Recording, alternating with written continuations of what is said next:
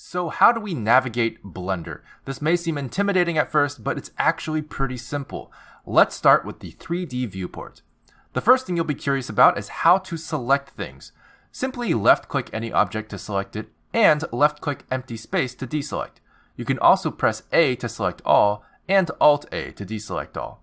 Some users may be interested in right-click select, which is arguably better for your health, so we made a separate video about that if you are curious. The next thing you'll want to learn is the basics of navigation, how to rotate, how to pan, and how to zoom your perspective of the viewport.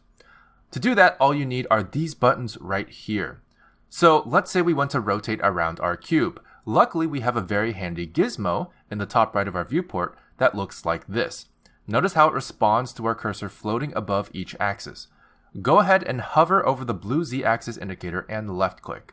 You'll notice that it brings you directly into what's called top orthographic view.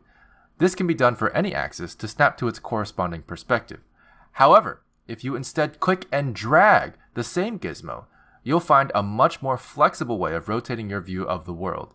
It's important for some to know that you can also middle-click drag to achieve the same effect, but from any cursor position.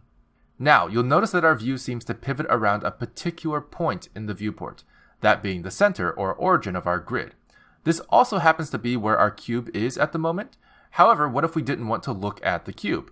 What if we wanted to look over here or something? Well, now all you have to do is click this hand icon and drag to where you want to have centered. From there, you'll notice your pivot has changed when you rotate your perspective.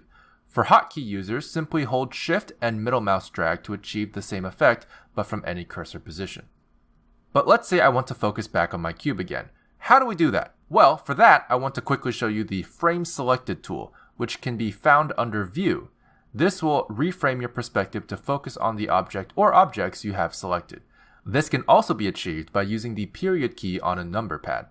Now that we're this close to our cube, you may be asking, how do we zoom in and out?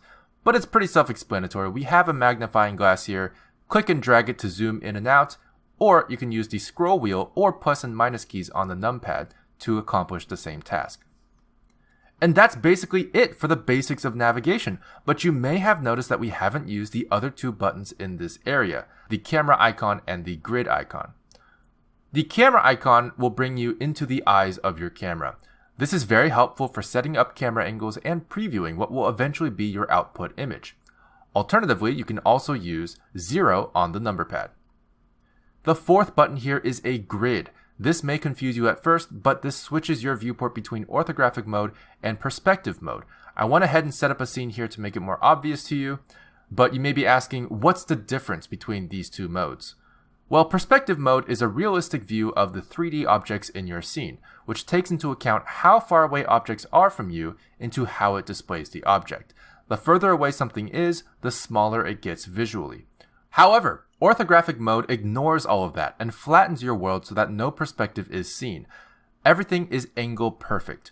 This is an unrealistic view but helps immensely with making models accurate, especially in relation to, say, a 2D concept sketch. But that's just the viewport. In the next video, I'll be talking about all the different windows we see here, what they do, and how to navigate them as well.